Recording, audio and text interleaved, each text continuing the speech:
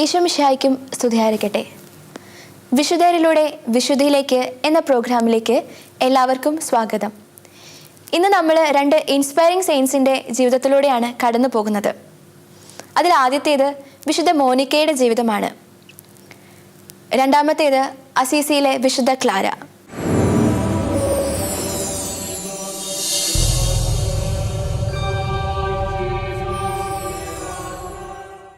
ദൈവം ഇല്ലായ്മയിൽ നിന്ന് ഭൂമിയെ സൃഷ്ടിച്ചു. എന്തൊരത്ഭുതം എന്ന് നമ്മൾ പറയും.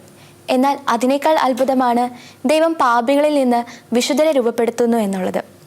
അത്തരമൊരു മഹാത്ഭുതത്തിൻ്റെ പേരാണ് വിശുദ്ധ അഗസ്തീനോസ്. ദുർവാശിക്കാരനായ ഒരു യുവാവിൽ നിന്ന്, മാനിക്കൈൻ പാഷണ്ഡതയുടെ വക്താവിൽ നിന്ന് സഭാപിതാക്കന്മാരുടെ ഗണത്തിലേക്ക്, മഹാവിശുദ്ധരുടെ ഗണത്തിലേക്ക് ഉയർത്തപ്പെട്ട ഒരു ജീവിതയാത്ര. ആ ജീവിതയാത്രയ്ക്ക് ചുക്കാൻ പിടിച്ച മറ്റൊരു ആളുകൂടിയുണ്ട്. അഗസ്തീൻ്റെ ജീവിതം വായിക്കുമ്പം ഒരിക്കലും വിട്ടുകളയാൻ പറ്റാത്ത മറ്റൊരു പേര്, അതാണ് വിശുദ്ധ മോനിക്ക.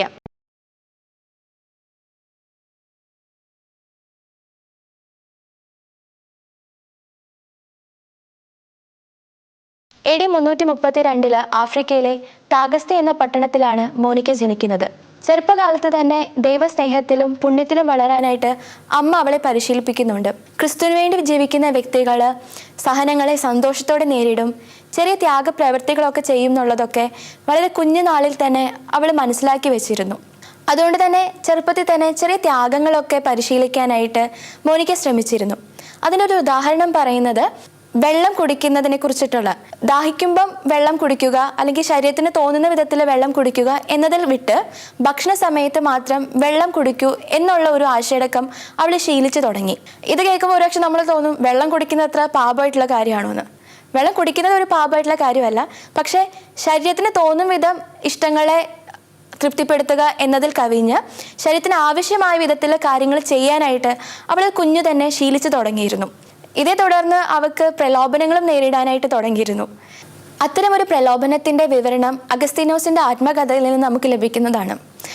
അതായത് ആ കാലഘട്ടത്തിൽ ഭക്ഷണത്തിന് ശേഷം വീഞ്ഞ് വിളമ്പുന്ന ഒരു ശീലം ഉണ്ടായിരുന്നു. അപ്പോൾ ഇതിനു വേണ്ടിയിട്ട് നിലവറയിൽ നിന്ന് വീഞ്ഞ് എടുക്കാനായിട്ട് ഉള്ളൊരു ഡ്യൂട്ടി മോനിക്കയാണ് അമ്മ ഏൽപ്പിച്ചിരുന്നത്. ആയയുടെ കൂടെ നിലവറയിൽ പോയിട്ട് വീഞ്ഞ് പകർത്തുന്ന സമയം അല്പം അത് രുചിച്ച് നോക്കുന്ന ഒരു ശീലം മോനിക്കയ്ക്ക് ഉണ്ടായിരുന്നു. പക്ഷെ പിന്നീട് ആ ഒരു ശീലം വളർന്ന് വീഞ്ഞിൻ്റെ അളവ് കൂടാൻ തുടങ്ങി, വീഞ്ഞിൻ്റെ വീര്യമൊക്കെ കൂടാൻ തുടങ്ങി. അങ്ങനെ ഒരു ദിവസം ഇരിക്കെ മോനിക്കയും ആയയും തമ്മിൽ ഒരു വാക്ക് തർക്കം ഉണ്ടാവുന്നുണ്ട്. ഈ വാക്ക് തർക്കത്തിനിടയിൽ ആയ മോനിക്കയെ മദ്യപാനി എന്ന് വിളിക്കുന്നുണ്ട്. ആ സമയം വരെ അവൾ തൻ്റെ തെറ്റിനെക്കുറിച്ച് അവൾക്ക് അത്ര ബോധ്യം ഉണ്ടായിരുന്നില്ല. പക്ഷെ മദ്യപാനി എന്ന ഒറ്റ വിളിയിൽ നിന്ന് അവൾ തിരിച്ചറിവ് ഉണ്ടാവുകയാണ്. അല്പാൽപമായിട്ട് തുടങ്ങിയ ആ ഒരു ശീലം ഒരു ദുശീലമായിട്ട് അവളുടെ ജീവിതത്തിൽ മാറി എന്ന് അവൾ തിരിച്ചറിയുന്നു. പിന്നീട് അവൾ അതിനെ നിയന്ത്രിക്കുന്നുണ്ട്. അവൾ അമ്മയായതിനു ശേഷവും മക്കളെ വളർത്തുന്ന കാര്യത്തിലൊക്കെ ഈ ഒരു ആത്മനിയന്ത്രണം പരിശീലിപ്പിക്കാനായിട്ട് അവൾ ഒത്തിരി ശ്രമിച്ചിരുന്നു. അങ്ങനെ വളർന്ന് യൗവന കാലഘട്ടം എത്തി, വിവാഹപ്രായം എത്തിയപ്പോൾ പെട്രീഷ്യസ് എന്ന ഒരു യുവാവുമായിട്ട് മോനിക്കയുടെ വിവാഹം നടക്കുന്നു. സുഹൃതത്തിലാണ് മോനിക്ക വളർന്നു വന്നതെങ്കിൽ നേരെ വിപരീത സ്വഭാവമായിരുന്നു പെട്രീഷ്യസിൻ്റേത്. വളരെ മുൻകോപക്കാരനായിട്ടുള്ള, തന്നിഷ്ടക്കാരനായിട്ടുള്ള ഒരു യുവാവ്.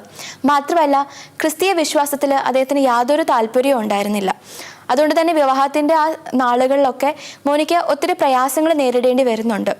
ഈ സമയത്ത് മോനിക്ക അതിനെ എങ്ങനെയാണ് ഹാൻഡിൽ ചെയ്തതെന്നുള്ളത് നമുക്ക് വളരെ മാതൃകയായിട്ടുള്ള കാര്യമാണ്. പ്രത്യേകിച്ച് ഈ ഒരു കാലഘട്ടത്തിൽ വിവാഹ ബന്ധത്തൊക്കെ ചോദ്യം ചെയ്യപ്പെടുന്ന ഈ ഒരു കാലഘട്ടത്തിൽ മോനിക്ക എങ്ങനെയാണ് തൻ്റെ ഭർത്താവുമായിട്ടുള്ളൊരു ബന്ധം, ഭർത്താവിൻ്റെ അമ്മയായിട്ടുള്ളൊരു ബന്ധമൊക്കെ എത്ര വിവേകപൂർവ്വമാണ് ഹാൻഡിൽ ചെയ്തതെന്ന് നമ്മൾ മനസ്സിലാക്കണം. വിവാഹം കഴിഞ്ഞുള്ള നാളുകളിലൊക്കെ അമ്മയിൽ നിന്നും അതുപോലെ തന്നെ ഭർത്താവിൽ നിന്നും ഒത്തിരി ഒറ്റപ്പെടുത്തലുകളും സഹനങ്ങളൊക്കെ ഇവൾക്ക് നേരിടേണ്ടി വരുന്നുണ്ട്.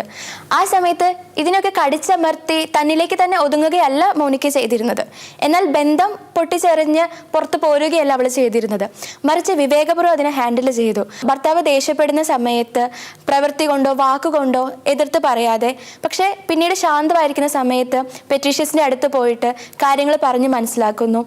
അതുപോലെ തന്നെ അവൾക്ക് നേരിടേണ്ടി വരുന്ന സഹനങ്ങളെ അവൾ പ്രാർത്ഥനയാക്കി മാറ്റി. അങ്ങനെയൊക്കെയാണ് മോനിക്ക ഇതിനെ നേരിട്ടുകൊണ്ടിരുന്നത്. ഇത് നമുക്ക് ശരിക്കും ഒരു മാതൃകയാണ്. ദൈവം അനുഗ്രഹിച്ച് നൽകിയ ബന്ധത്തെ എത്രമാത്രം വിവേകപൂർവ്വം നമ്മൾ അതിനെ ഹാൻഡിൽ ചെയ്യണം എന്നൊക്കെയുള്ളത് മോനിക്ക നമുക്ക് കാണിച്ചു തരുന്നുണ്ട്. ഒരുപക്ഷെ മോനിക്കയുടെ ജീവിതത്തെക്കുറിച്ച് നമ്മൾ അറിയുമ്പം അമ്മയുടെ കണ്ണീര് കൊണ്ട് വിശുദ്ധനായ അഗസ്തീനോസിനെ പറ്റിയിട്ടാണ് ഭൂരിഭാഗം ആളുകളും കേട്ടിരിക്കുന്നത്.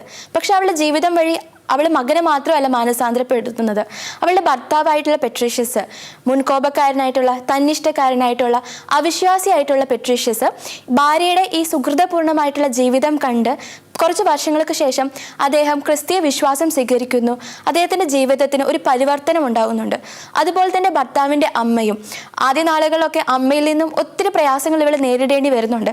പക്ഷെ അതൊക്കെ വളരെ ആത്മസംയമനത്തോടു കൂടി അവൾ നേരിടുന്നു. പിന്നീട് അമ്മയുടെ ഒരു മാനസാന്തരത്തിനും ക്രിസ്തീയ വിശ്വാസം സ്വീകരിക്കാനൊക്കെ ആയിട്ട് മോനിക്കയുടെ ജീവിതം ഒരു കാരണമാവുന്നുണ്ട്. അവൾ വാക്കുകൾ കൊണ്ടല്ല ക്രിസ്തുവിനെ പ്രഘോഷിച്ചത്, മറിച്ച് അവളുടെ ജീവിതം വഴിയാണ് അവൾ ക്രിസ്തുവിനെ പ്രഘോഷിച്ചത്. മോനിക്കയുടെ ജീവിതത്തിൻ്റെ വിശുദ്ധിയുടെ കൂടുന്ന മറ്റൊരു കഥാപാത്രമാണ് അഗസ്തീനോസിന്റെ ജനനം. അഗസ്തീനോസ് ജനിക്കുമ്പോൾ തന്നെ വലിയ മഹാപണ്ഡിതനാകണമെന്നാണ് മോനിക്ക ആഗ്രഹിക്കുന്നത്. അതിൻ്റെ കാരണം സ്വാർത്ഥപരമായിട്ടുള്ളൊരു താല്പര്യമായിരുന്നില്ല.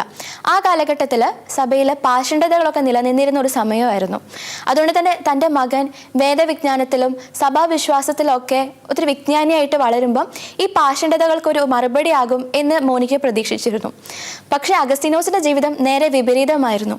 ആദ്യ നാളുകളിലൊക്കെ അമ്മയുടെ ശിക്ഷണത്തിലായിരുന്ന സമയത്ത് അവൻ ചെറിയ മര്യാദക്കാരനൊക്കെ ആയിട്ട് വളർന്നു വന്നത്. പക്ഷെ പിന്നീട് അവൻ വളരും തോറും ഒത്തിരി ദുശീലങ്ങൾക്ക് അടിമപ്പെടുന്നുണ്ട്. ഏറ്റവും വേദനകരമായിട്ടുള്ള ഒരു കാര്യം എന്ന് പറയുന്നത് മാനിക്കൈൻ പാഷണ്ഡത, ആ കാലഘട്ടത്തിൽ ഉണ്ടായിരുന്ന മാനിക്കൈൻ പാഷണ്ഡതയുടെ ഒരു വക്താവായിട്ട് അഗസ്തീനോസ് മാറുന്നുണ്ട്.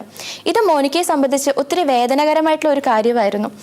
അവൻ്റെ ദുശീലങ്ങളെക്കാളും മോനിക്കയെ വേദനിപ്പിച്ച ഒരു കാര്യമായിരുന്നു ഈ മാനിക്കൈൻ പാഷണ്ഡതയുടെ ഒരു വക്താവായിട്ട് അഗസ്തീനോസ് മാറി എന്നുള്ളത്. അഗസ്തീനോസിന്റെ ജീവിതം വഴി മാറിപ്പോയി എന്നറിഞ്ഞപ്പോൾ മുതൽ മോനിക്ക ദൈവത്തിരുമുമ്പിൽ പ്രാർത്ഥിച്ചു തുടങ്ങുന്നതാണ് ഈ മകൻ്റെ മാനസാന്തരത്തിന് വേണ്ടിയിട്ട്. പക്ഷേ പെട്ടെന്നുള്ളൊരു മാനസാന്തരമൊന്നുമല്ല അഗസ്തീൻ്റെ ജീവിതത്തിൽ ഉണ്ടാകുന്നത്. എന്ന് വെച്ച് ഈ അമ്മ പരാതി കൊണ്ട് ദൈവത്തിന് മുമ്പിൽ പോയതുമില്ല. അവൾ നിരന്തരം പ്രാർത്ഥിച്ചു കൊണ്ടിരുന്നു. നീണ്ട 17 വർഷത്തെ നിരന്തരമായ പ്രാർത്ഥനകൾക്കൊടുവിലാണ് അഗസ്തീൻ്റെ ജീവിതത്തിൽ മാനസാന്തരം ഉണ്ടാകുന്നത്. അത് പെട്ടെന്നുള്ളൊരു മാനസാന്തരം ആയിരുന്നില്ല. ആദ്യം അവൻ മാനിക്കൈൻ മതം ഉപേക്ഷിക്കുന്നു എന്ന വാർത്തയാണ് മോനിക്ക കേൾക്കുന്നത്. ഈ വാർത്ത കേട്ടിട്ട് മോനിക്ക ഒത്തിരി അധികം ആഹ്ലാദിക്കുന്നൊന്നുമില്ല. കാരണം മാനിക്കൈൻ മതം ഉപേക്ഷിക്കുക എന്നതായിരുന്നില്ല അവളുടെ ആഗ്രഹം, മറിച്ച് അഗസ്തീൻ ക്രിസ്തീയ വിശ്വാസം സ്വീകരിക്കണം, ക്രിസ്തുവിൻ്റെ സ്നേഹത്തിൽ വളരണം എന്നുള്ളതായിരുന്നു. പിന്നീട് കുറച്ച് നാളുകൾക്ക് ശേഷമാണ് അഗസ്തീൻ ക്രിസ്തീയ മതം സ്വീകരിക്കുന്നതൊക്കെ. മാമോദിസയ്ക്ക് ശേഷം ഈ അമ്മയും മകനും തമ്മിലുള്ള ചില സംഭാഷണങ്ങളൊക്കെ അഗസ്തീൻ്റെ ആത്മകഥയിൽ നിന്ന് നമുക്ക് ലഭിക്കുന്നതാണ്. വളരെ ഹൃദയസ്പർശിയായിട്ടുള്ള ചില സംഭാഷണങ്ങളാണ്. അവർ സംസാരിക്കുന്നത് നിത്യജീവിതത്തെക്കുറിച്ചും ദൈവസ്നേഹത്തെക്കുറിച്ചൊക്കെയാണ് സംസാരിക്കുന്നത്. ഇന്ന് എത്ര കുടുംബങ്ങളിൽ ഇത്തരമുള്ള സംസാരങ്ങളൊക്കെ നടക്കുന്നുണ്ട്. ഭൗതികമായിട്ടുള്ള പല കാര്യങ്ങളെക്കുറിച്ചുമാണ് നമ്മൾ സംസാരിക്കുന്നത്. പക്ഷേ ഈ അമ്മയും മകനും സംസാരിക്കുന്നത് നിത്യജീവിതത്തെക്കുറിച്ചും ദൈവസ്നേഹത്തെക്കുറിച്ചൊക്കെയാണ്. ഒരുപക്ഷെ ഈ കാലഘട്ടത്തിലെ മാതാപിതാക്കൾക്ക് മാതൃകയാക്കാൻ പറ്റുന്ന ഒരു ജീവിതമാണ് വിശുദ്ധ മോനിക്കയുടേത്. ദൈവം അനുഗ്രഹമായി നൽകിയ മക്കളെ ഭൗതിക നേട്ടങ്ങളിൽ ശ്രദ്ധ കൊടുത്ത് അവരെ വളർത്താതെ ആത്മീയ ജീവിതത്തെക്കുറിച്ചും നിത്യജീവിതത്തെക്കുറിച്ചൊക്കെ ഒരു ബോധ്യം പകർന്നു കൊടുത്ത് വളർത്താനായിട്ട് മോനിക്ക ഒത്തിരി ശ്രദ്ധിച്ചിരുന്നു. അവളുടെ ജീവിതം മുഴുവൻ നമ്മൾ എടുത്തു നോക്കുമ്പം ദൈവത്തോട് വിശ്വസ്തതാപൂർവ്വമായിട്ടുള്ള ഒരു ജീവിതമായിരുന്നു അവൾ നയിച്ചിരുന്നത്. മോനിക്കയുടെ ജീവിതം നമ്മൾ എടുത്തു നോക്കുമ്പം ദൈവത്തോടുള്ള ഒരു വിശ്വസ്തത, അത് എത്രമാത്രം സത്യസന്ധതയോടുകൂടിയാണ് അവൾ അതിനെ കണ്ടിരുന്നത് എന്ന് നമുക്ക് മനസ്സിലാക്കാൻ പറ്റും. അതുപോലെ തന്നെ അവളുടെ ജീവിതത്തിൽ ദൈവം നൽകിയ ഓരോ റോളുകളും ഒരു ഭാര്യ എന്ന നിലയിൽ, ഒരു മകൾ എന്ന നിലയിൽ, ഒരു അമ്മ എന്ന നിലയിൽ അത് മനോഹരമായിട്ട് നിർവഹിക്കാനായിട്ട് അവൾ ശ്രമിച്ചിരുന്നു. അങ്ങനെ നഷ്ടപ്പെട്ടു പോകാമായിരുന്ന തൻ്റെ ഭർത്താവിനെ, തൻ്റെ ഭർത്താവിൻ്റെ അമ്മയെ, തൻ്റെ മകനെ അവളുടെ ജീവിതം വഴി അവൾ തിരിച്ചു കൊണ്ടുവരുന്നുണ്ട്. മാനസാന്തരത്തിലേക്കും ഒരു കാര്യമായിട്ടൊരു ജീവിത പരിവർത്തനത്തിന് വിധേയമാവുന്നുണ്ട് അവരുടെ ജീവിതങ്ങളൊക്കെ തന്നെ. മോനിക്കയുടെ ജീവിതത്തിൻ്റെ ഏതാനും ചില കാര്യങ്ങളിൽ കൂടെ നമ്മൾ കടന്നു പോകുമ്പം അവസാനമായിട്ട് അഗസ്തീൻ തൻ്റെ അമ്മയെക്കുറിച്ച് പറയുന്ന ഒരു കാര്യമുണ്ട്. അവളെ അറിയാൻ ഇടവന്നവരൊക്കെ നിന്നെയാണ് അവളിൽ സ്തുതിക്കുകയും ബഹുമാനിക്കുകയും സ്നേഹിക്കുകയും ചെയ്തത്. അവളുടെ സുഹൃത ഭാഷണം കേട്ടവർക്കൊക്കെ നീ അവളിൽ കുടികൊള്ളുന്നുണ്ടെന്ന് ബോധ്യമുണ്ടായി. ഈ ഒരു ചിന്ത നമ്മൾ അവസാനിക്കുമ്പോൾ നമ്മുടെ സമ്പർക്കം മൂലം അല്ലെങ്കിൽ നമ്മുടെ സംസാരം മൂലം എത്ര പേര് ക്രിസ്തുവിനെ അറിയുന്നുണ്ട്, എത്ര പേർക്ക് ക്രിസ്തുവിൻ്റെ സൗരഭ്യം പകർന്നു കൊടുക്കാനായിട്ട് നമുക്ക് സാധിക്കുന്നുണ്ടെന്ന് നമുക്കൊന്ന് ചിന്തിക്കാം. തൻ്റെ സുഹൃതപൂർണമായ ജീവിതത്തിന് ശേഷം AD 387 മോനിക്ക മരിക്കുന്നത്. അവളുടെ ആദ്യകാലത്തൊക്കെ രോഗിയായി തീർന്നതിന് ശേഷമാണ് അവൾ മരിക്കുന്നത്. അപ്പോൾ ആദ്യ കാലഘട്ടത്തിലൊക്കെ തൻ്റെ ഭർത്താവിൻ്റെ അടുത്ത് തൻ്റെ ശവസംസ്കാരം നടത്തണമെന്നാണ് മോനിക്ക ആഗ്രഹിച്ചിരുന്നത്. പക്ഷെ പിന്നീട് ആ ആഗ്രഹമൊക്കെ വെറും അർത്ഥശൂന്യമാണെന്ന് അവൾ മനസ്സിലാക്കുവാണ്. നിത്യജീവിതത്തോട് തുലനം ചെയ്യുമ്പോൾ ഇത്തരത്തിലുള്ള വാശികളൊന്നും ആവശ്യമില്ലെന്ന് മോനിക്ക് മനസ്സിലാക്കുന്നു. അങ്ങനെ ഭർത്താവിൻ്റെ സ്ഥലത്തൊന്നും അല്ല അവൾ മരിച്ചത്. അതിൽ നിന്നും ഒത്തിരി ആഫ്രിക്കയിലാണ് അവർ ആദ്യ നാളുകളിൽ അവരുണ്ടായിരുന്നത്.